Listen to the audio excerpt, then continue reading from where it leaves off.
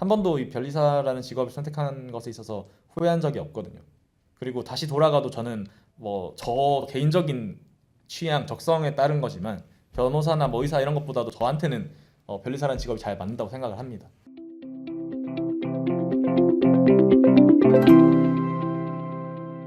네, 안녕하세요. 오랜만에 돌아왔습니다. 상세한 인터뷰의 서상철. 김세원 변리사입니다. 네, 저희가 오랜만에 돌아온 만큼 올해부터는 상세한 인터뷰를 조금 색다른 방식으로 진행해 볼까 하는데요. 바로 상세한 인터뷰에 다양한 컨텐츠를 집어넣겠다라는 저희의 포부를 여러분들께서 이해해 주셨으면 좋겠습니다.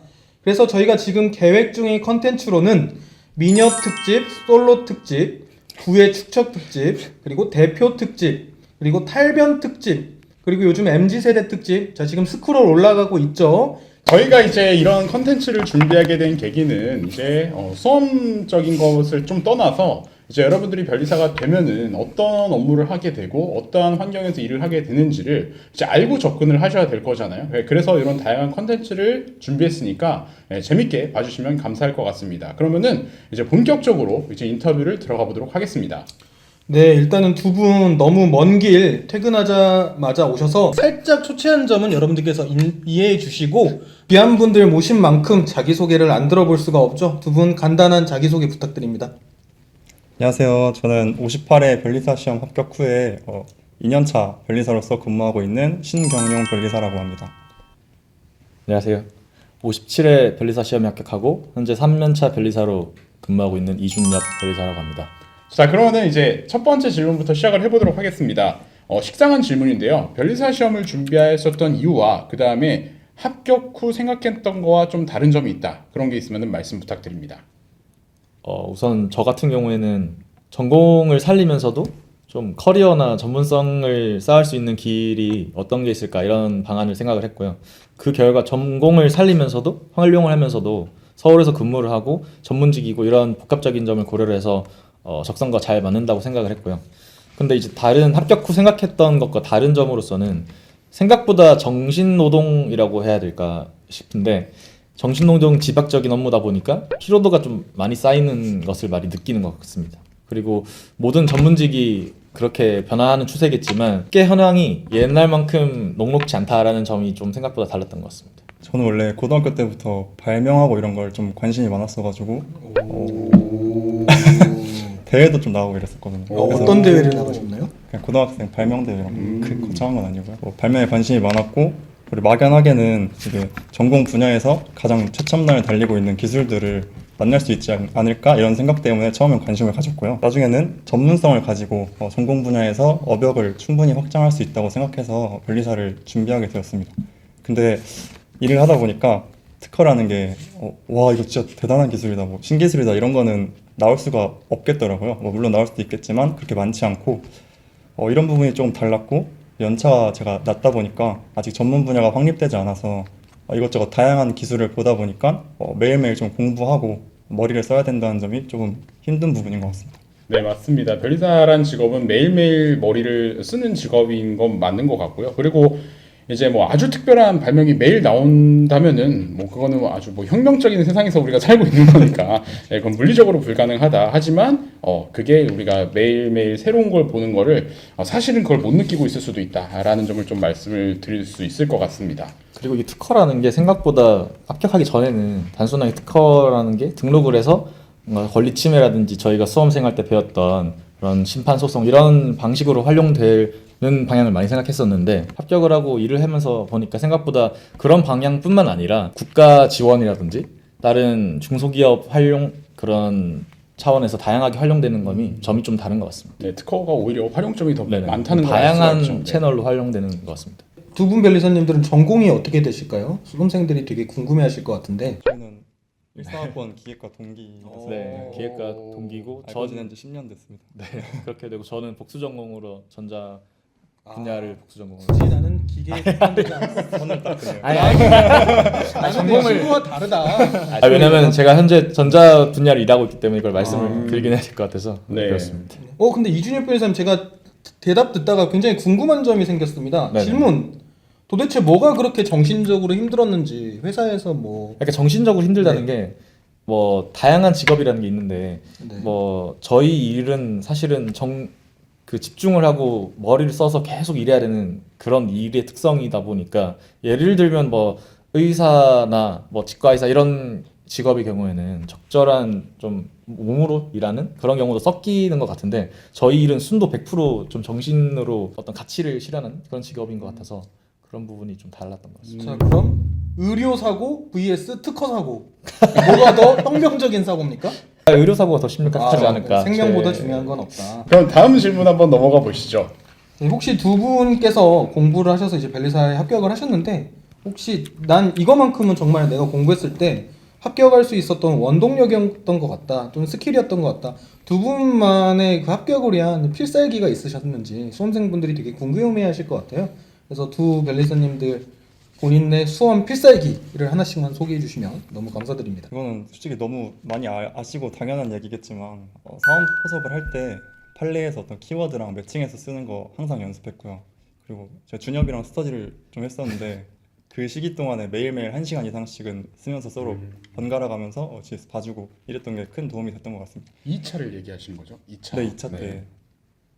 아, 1차도 포함이었나요? 1차도 말씀해 주시면 됩니다. 아, 1차는 사실 기억이 잘 안 나요. 저는 시험도 아니다. 그리고 다른 공부법은 뭐 이준엽 변리사가 잘 알려줄 것 같아서 저는 이 공부라는 게 긴 체력 싸움인 것 같아가지고 건강을 유지하면서 하는 게 중요한 것 같거든요. 실제로 제가 수험 생활 때도 한번 목 디스크 비슷하게 온 적이 있어가지고 한 2주 정도 공부를 못했거든요. 그래서 이게 건강이 최고란 걸 알아서 좀 꾸준히 팔굽혀펴기를 매일 100개 이상씩 하면서 자세나 체력 유지를 하려고 노력했던 것 같아요. 이게 되게 중요한 것 같습니다. 우선 신경경 변리사님께서 말씀해주신 대로 오늘 사실 오면서 저희가 얘기를 했었어요. 왜냐하면 저희가 같이 공부를 했었으니까 제일 중요한 게 뭘까라는 얘기를 오면서 했는데 저도 동일한 게 1번이 항상 매일 한두 시간씩 무조건 답안지를 작성하는 것 이게 제일 도움이 많이 됐고 사실 이 정보가 없었으면 저는 합격이라는 그런 길을 걷지 못했을 수도 있다는 생각이 강하게 들어서 이 1번 답안지 작성이 가장 큰 것 같고요. 항상 매일 작성했다는 것. 그리고 저는 그거를 보완하기 위해서 하루에 뭐 민소, 뭐 특허 상표 이렇게 쓴다고 가정을 하면은 쓰지 않는 과목에 대해서는 항상 목차를 잡았습니다. 그래서 GS 하나치의 그 목차를 항상 시간을 잡아가지고 작성을 했는데요. 그게 논점 잡는 연습이 되게 많이 되어서 성적이 되게 많이 빨리 올랐던 기억이 있고 그리고 사실 이 시험의 본질은 저는 강약 조절이라고 생각을 합니다. 그래서 두 분 변리사 강사님께서 항상 강조를 해주시지만 시간에 있어서도 강약 조절을 해야 되고 어떤 부분을 공부를 할지 강약 조절을 하고 이런 모든 부분 답안지 작성도 강약 조절이 필요하고 그래서 그 부분에서 좀 포커싱을 해서 공부를 하는 게 좀 주요했던 것 같습니다. 좋은 조언 감사드립니다. 지금 제가 이제 아까 하나 하나만 게 있는데 김세원 변리사님과 서상철 변리사님 GS 또 이런 거 제가 맞지? 이건 진짜 짠 게 아닙니다. 근데 형은 서상철 변리사님 GS 안 들었다고? 근데 뭐 이렇게 뭐 말씀해 주시니까 감사드리지만 뭐 수험에는 왕도는 없는 것 같아요. 사실 우리 신경영 변호사님이나 이준엽 변호사님이 말씀해 주신 게 너무 당연한 겁니다. 네, 너무 당연한 건데 그 당연한 것을 지키는 게 사실 어렵죠. 그래서 우리 수험생분들께서도 굉장히 뭔가 내가 독특한 걸 좀 해보겠다 뭐 그런 거보다는 당연한 거를 꾸준하게 열심히 해나가는 게 오히려 좀 필살기가 될 수 있다라는 점을 말씀드릴 수가 있을 것 같습니다. 자, 그러면은 이제 수험 얘기에서 조금 더 구체적으로 우리 변리사 업무 쪽으로 넘어가서 변리사 업무에는 구체적으로 어떤 분야들이 있는지 한번 소개시켜 주시면 좋을 것 같습니다. 우선 제가 먼저 말씀을 드리면은 크게 나눠 보면은 이 특허라는 게 속지주의를 채택하고 있잖아요. 그래서 그 전 세계로 특허를 내야 되니까 어떤 기업이 있으면은 그 국가에 있는 그 사무소 저희가 밖으로 특허를 출원한다고 생각하면은 아웃고잉 사무소가 될 것 같고 그쵸. 그 반대 입장에 생각해서 그 해외 사무소 입장이어서 그 국가에 출원을 한다고 생각하면은 그 사무소의 역할은 인커밍이 되겠 것 같습니다. 그래서 크게 잘 아시겠지만 아웃고잉, 인커밍 이렇게 있고 그 회사 안에 소속이 되어서 일하는 인하우스 그쵸. 이렇게 세 가지가 정말 크게 정통적으로 나누면은 이렇게 분류를 할 수 있을 것 같다라고 생각을 해봤고요. 그 이외에는 뭐 VC로 갈 수도 있고 은행에서 일하는 경우도 있고 또는 개업이나 소형 사무소 같은 경우에는 기본적인 그런 대기업 특허랑 또 결이 달라서 좀 방향성이 좀 다른 것 같습니다. 그렇게 나눠진다고 생각을 해봤습니다. 네, 네네. 맞는 것 같습니다. 네, 신경훈 변호사님께서는 또 어떻게 생각하시는지.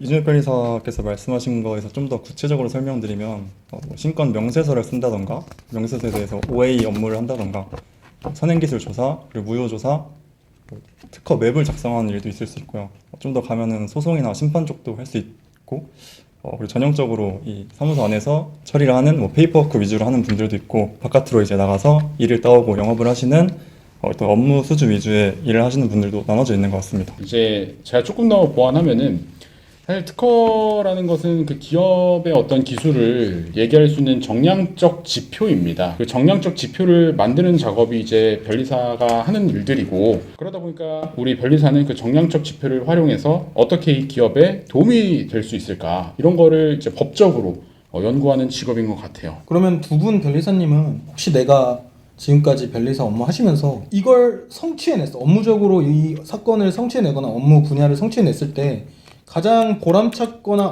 변리사 하기 잘했다. 너무 재밌다라고 느끼셨던 업무 분야나 사례들이 있으실까요? 아니면 반대로 어렵네. 이건 정말 싫은데 왜 나한테 이걸 자꾸 시키는 거야 라는 업무 분야들이 있으셨는지. 저 같은 경우는 두 개가 비슷한 건인데요. 예를 들어서 무효조사를 한다고 하면은 어떤 특허에 대해서 그걸 무효시키기 위한 특허를 찾는 거니까 등록된 특허나 뭐 선행기술을 조사하는 거다 보니까 열심히 검색식도 짜고 뭐 이것저것 찾아야 되는데 이 결과적으로 못 찾으면은 네. 한 일이 빵이 되는 거잖아요. 그래서 이때는 되게 힘들었고 근데 반대로 되게 비슷한 걸 찾아내가지고 고객이 만족한다 뭐 이런 식으로 답변을 받았을 때는 기뻤던 것 같습니다. 아무래도 이게 성공을 했을 때 보람을 갖는다는 것은 그만큼 큰 일이고 좀 리스키하다는 것이니까 그 일을 핸들링하는 과정에서는 좀 같은 면에서 스트레스도 많이 받았던 것 같은데 저도 비슷하게 무효성 조사를 맡았던 적이 있는데 그게 중소기업 건이어서 사실은 그 특허 침해 이슈 때문에 기업의 존망이 갈린 그런 그렇죠. 건이었는데 그래서 그것과 관련해가지고 무효성을 찾아봤어야 되는데 검색을 막 하다가 아까 말씀하신 대로 안 나왔을 때는 되게 스트레스를 받다가 결국 좀 비슷한 것들을 찾아서 좀 성과 있는 보고서를 제출했을 때 그래서 그 대표님께서 좀 흡족하셨을 때 이럴 때는 좀 보람이 있었던 것 같습니다. 분이 굉장히 공격적인 성향을 가지신 거로 드러났는데 왜 자꾸 남의 걸 죽이려고 하시는지 좀 무섭기도 하면서 대단하신 점도 많으신 것 같네요. 네. 아 그게 아니라 네. 그 기업체 입장에서는 물건을 팔고 싶은데 공격을 받으니까 네네. 근데 이제 좀 얽혀 있었긴 그렇죠. 했는데 우리 고객 아니면 네네네. 다 적이다. 고객 만족을 이제 고객 돈을 만족이 그쪽 최우선이죠. 고객이 최우선이죠. 주시기 때문에 그렇죠. 네. 네, 이준혁 변리사와 신경영 변리사님처럼 물질적인 노예가 되시는 물질적 기반을 바탕으로 한 노예 같은 변리사님이 되시길 자본이 나온 괴물들. 그러면 연이어서 질문을 하나 더 드려보도록 할게요. 이렇게 뜻깊은 업무도 많이 하셨다고 했는데 본인들이 생각하시는 변리사 직업의 가장 큰 장점이 무엇이라고 생각하는지 단 한 가지, 딱 한 가지만 최우선적으로 대답해 주실 수 있을까요? 변리사 일이 뭐 물론 팀 업무를 할 수도 있겠지만 주로 팀보다는 개인적으로 처리하는 일이 많다 보니까 어떤 사람 스트레스를 덜 받을 수 있다는 게 제가 봤을 때는 가장 큰 장점이지 않을까 싶어요. 그다음에 뭐 단점을 하나 뽑으려면은 이게 방금 말씀드린 게 단점이 될 수도 있는데 개인적으로만 일을 하다 보니까 따로 노력을 해서 뭐 약속을 잡고 이러지 않으면은 진짜 혼자만 밥 먹고 혼자 뭐 일하게 되고 이럴 수 있다는 것도 뭐 단점으로 볼 수 있을 것 같습니다. 사실 제일 먼저 떠오르는 거는 그 전문직이라는 그 시장이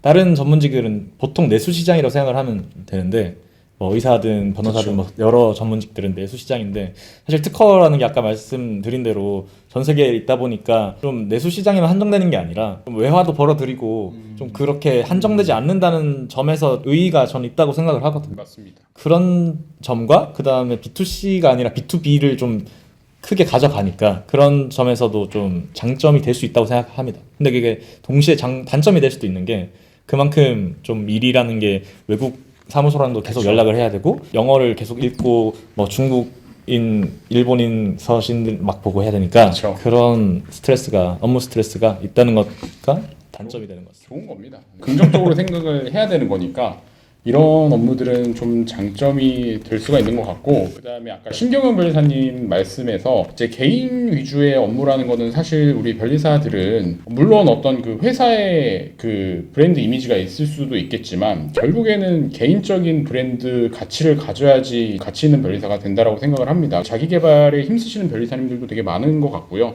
본인만의 어떤 특화된 업무 분야를 이제 개발하시는 어떤 변리사님들도 많은 것 같아요. 그래서 이런 것들도 참고하시면 좋을 것 같습니다. 만약에 내가 합격 당시로 돌아간다면은 이거는 이제 학리사분들이라고 하죠. 아직 학생이신 이제 변리사 합격생분들에게 도움이 될 것 같은데 합격 당시로 돌아간다면은 꼭 다시 하고 싶은 거는 뭐가 있을까? 네, 그거 한 번씩만 말씀 부탁드립니다. 사실 저는 비트코인 풀매수라고 말씀을 드리고 싶은데 그건 농담이고요.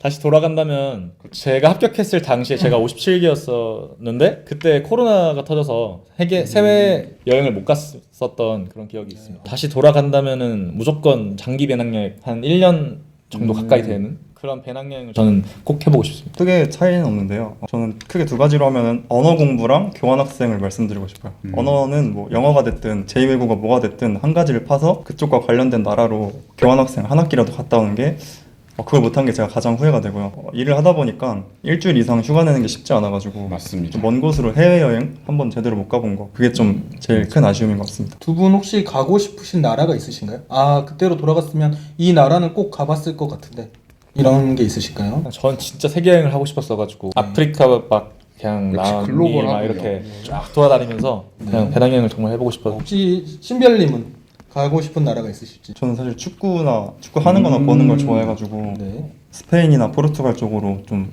여행을 가고 축구를 싶었는데 보러. 그걸 못 간 게 아쉽습니다. 맞습니다. 저도 마찬가지인데 이거는 사실 변리사뿐만 아니라 모든 직장인이라면은 동감을 하실 거예요. 근데 이제 우리 학리사분들께서는 시간이 그래도 여유가 있으니까 갔다 오시는 게 뭐 좋은 것 같습니다. 근데 이건 확실해요. 일을 시작하면 이렇게 길게 여행 가기는 좀 힘들다. 여행을 좋아한다면은 뭐 한 번쯤 가보시는 거는 나쁘지 않다라고 생각이 듭니다. 그리고 이게 직장인이 되면은 네. 돈은 있는데 시간은 없다는 말이 있잖아요. 학생 때는 돈을 쓰는 게 좀 부담되고 해서 저도 좀 꺼리고 했었는데 누구한테 도움을 받든지 빌리든지 아니면 알바를 해서 모아서라도 쭉 한번 여행 꼭 가셨으면 좋겠습니다. 첨언을 네. 드리고 싶은 거는 원래 변리사 직업이라는 장점 중에 하나가 이직이 자유로워서 그 사이 시간 활용할 수 있다라는 거잖아요. 네. 그래서 저도 사실은 최근에 이직을 하면서 남미로 배낭여행을 한번 갔다 왔었거든요. 어. 업을 시작하면서도 중간에 이직을 하면서 그런 여행의 기회가 있기는 하다는 점을 참고해 주셨으면 좋겠습니다. 물론 시작하기 전에 가는 게 제일. 그렇죠. 왜냐하면 이직을 한다고 하더라도 여러분 1년 동안 막 그냥 다닐 수 있는 건 아닙니다. 조금 길게 갈 수 있다 이거지. 네, 그래서 뭐 여행 이게 두 분 다 공통점이었다라고 보시면 될 수 있을 것 같습니다. 나 합격하자마자 너무 일하고 싶어 하시는 수험생들도 많으신데 두 분이 현장에서 직접 경험하시고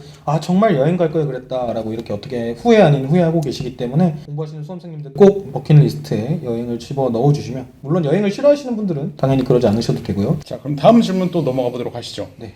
저는 아직도 그 날이 기억이 나요. 제가 이제 전기요금이 밀려서 단돈 7,000원이 밀려서 신용등급이 7등급이 나와서 네, 마이너스 통장을 못 뚫었거든요. 마이너스 통장을 뚫으려고 농협으로 들어가니까 오셨어요 하면서 2층으로 의전해 주실 때 너무 행복했었습니다. 그런데 제가 두 분께도 여쭤보고 싶어요.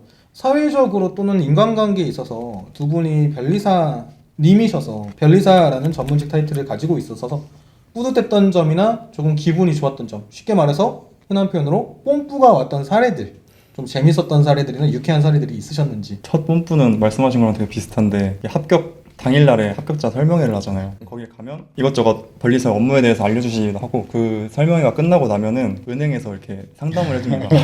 그때 처음 들어보죠, 변리사님. 지금은 어떨지 모르겠는데 현금 주기도 하고 뭐 연회비 납부해줄 테니까 카드 개설해라 이러면서 되게 띄워주거든요. 이게 네. 전날까지만 해도 막 거의 생사를 왔다 갔다 할 정도로 막 떨리다가. 그런 거 같다가 갑자기 이렇게 대우해주니까 신분 상승한 것 같고 그런 느낌 들 때가 뽐뿌 많이 왔던 것 같아요.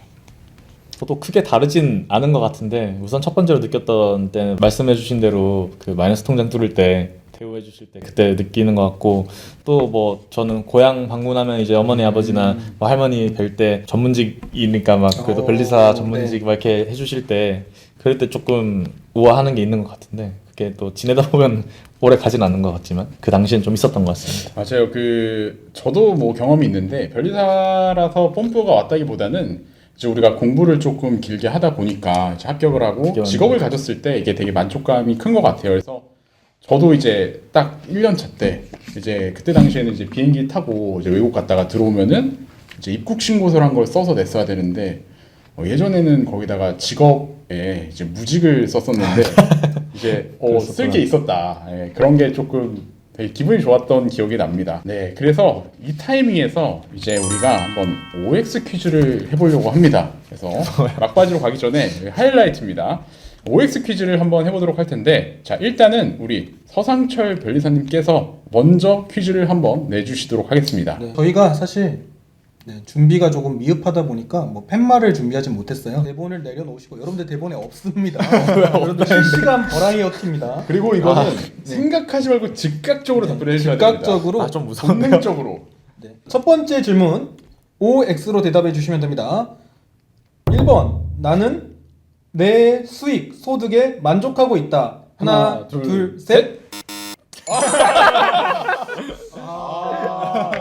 자본주의가 저희가 보고 들은 게 있는데 너무 겸손하시네요. 저희 뭐가 연차가 됩니까? 2년차 3년차니까 당연하죠. 만족하면 안 됩니다. 더 자기 개발하셔가지고 가치 있는 변리사가 되시면은 더 좋을 것 같습니다. 네. 자, 그럼 두 번째. 해명 없어. 해명 없어. 해명? 잠시만요. 뭐 잔학계가 소득에 만족 못하겠다는데 해명이 필요해요. 아니 저희가 연차가 아니, 그게- 2년차 3년차로 상대적으로 이제 전연차니까 그런 상황을 고려해 주십사 라는 말씀을 드리고 싶고 저는 변리사 처우가 좀 더 개선됐으면 좋겠다는 생각에서 그냥 소신 발언. 감사합니다. 저도 못하고 있었던 건데 어. 네, 처우가 개선돼야 된다. 두 번째 질문 제가 드리겠습니다. 내가 다시 과거로 돌아가도 나는 변리사 시험을 준비할 것이다. OX. 하나, 둘, 셋. 오. 그럴까요? 근데 특별한 이유가 있으실까요? 사실 뭐 사람마다 다를 것 같은데 저는 되게 이공계의 적성이 되게 잘 맞는 스타일의 사람이었어가지고 다른 직업보다 변리사가 잘 맞는 것 같습니다. 그래서 다시 돌아가도 준비를 할 것 같고요. 우리 신경현 변리사님은요?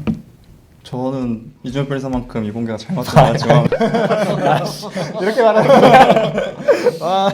그래도 변리사 업무가 하면서 되게 재밌고 맞습니다. 좋은 것 같습니다. 저도 다시 돌아가도 변리사긴 한데 그건 좀 있어야 될 것 같아요. 아, 이게 다시 붙는다는 보장을 좀. 그게 사실 좀 힘들었기 때문에 그것만 된다면 변리사란 직업은 이제 여러분들 그 주변에 뭐 선배들이 막 징징댄다고 해도 할만합니다. 그러니까 다시 돌아가도 변리사를 할 것 같습니다. 저도.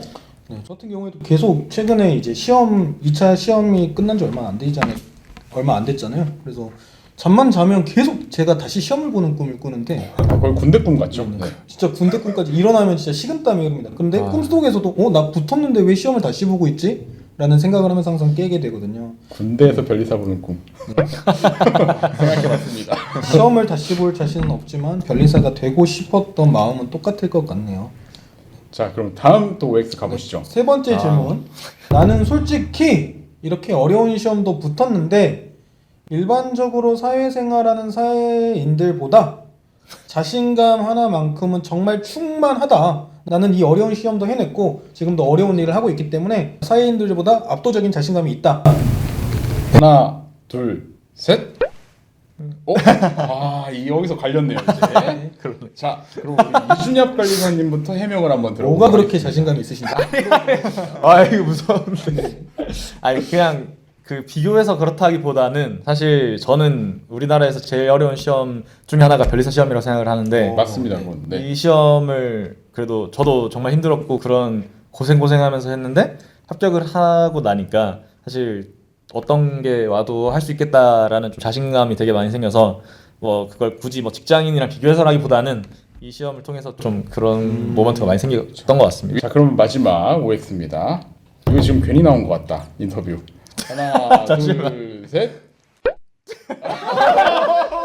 인간의 마음이 5초 만에 변심하는 것을 여러분들 끝나고 이제 회식을 하기로 했는데 어디를 갈지는 이준혁 변리사가 결정하도록 하겠습니다. 거의 인터뷰가 마지막으로 가고 있습니다.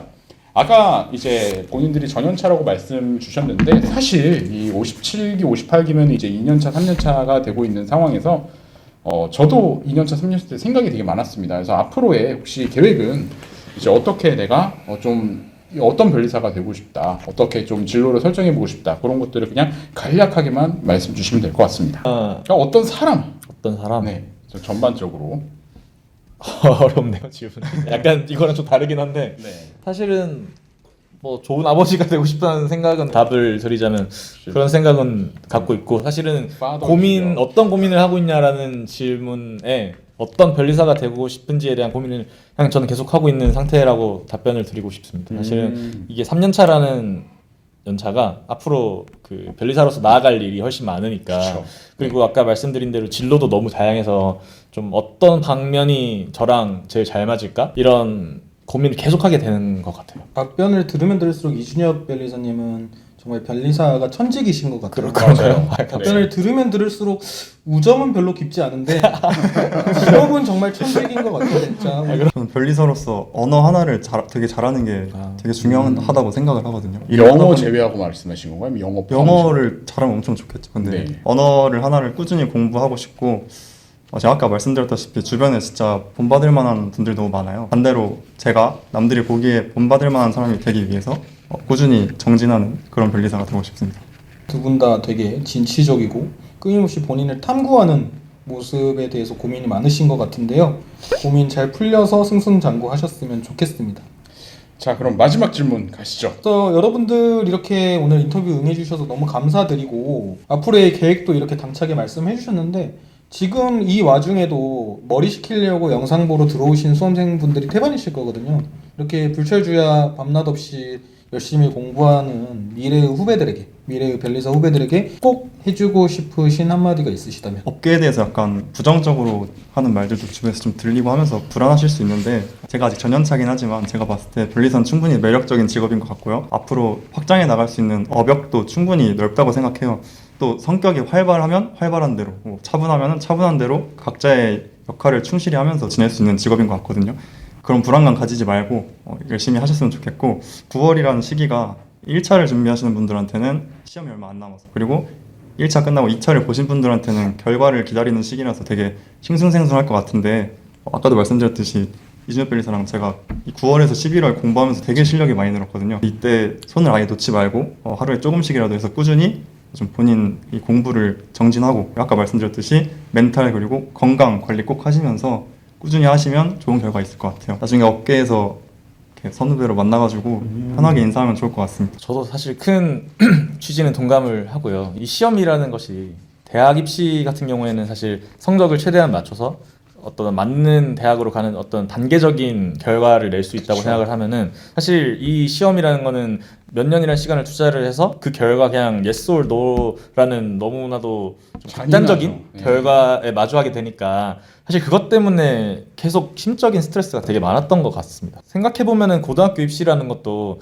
그냥 혼자서 그냥 대학 합격 아니면 고졸이라는 그런 명제 하에서 혼자서 공부를 했으면은 진짜 이것만큼 힘들었을 것 같거든요. 그러니까 그 말은 반대로 생각했을 때 그냥 그 공부 자체만 놓고 하면 된다는 마음만 잘 먹으면은 사실은 고등학교에서 입시를 이뤄서 여러분들이 잘 공부한 것처럼 노력 끝에 좋은 결과가 있을 거라고 저는 믿어 의심치 않거든요. 이게 물론 사람마다 그 시기는 물론 다를 수 있겠지만 그래서 그리고 저도 말씀 주신 대로 이 부정적인 사람들이 말이 항상 크게 더 표출되는 것 같아요. 근데 저는 이 시험을 준비를 하고 합격하고 아직은 뭐 3년이라는 시간이라서 얼마 되지는 않았지만 한 번도 이 변리사라는 직업을 선택한 것에 있어서 후회한 적이 없거든요. 그리고 다시 돌아가도 저는 뭐 저 개인적인 취향, 적성에 따른 거지만 변호사나 뭐 의사 이런 것보다도 저한테는 변리사라는 직업이 잘 맞는다고 생각을 합니다. 그래서 뭐 안 좋다 이런 글만 보고 좀 안 좋게만 생각하시지 마시고 본인의 적성이나 가치관에 따라서 이게 맞는다라고 고민을 많이 하셨을 거니까 진입을 하시기까지 그럼 이왕 진입한 이상 그 합격을 위해서 꾸준히 정진을 하시면은 꼭 좋은 결과가 있을 거라고 저는 생각을 하고 합격을 해서 이렇게 선후배 관계 또는 이렇게 그냥 변리사 친구로서 커뮤니티죠. 네, 편하게 볼 수 있었으면 좋겠습니다.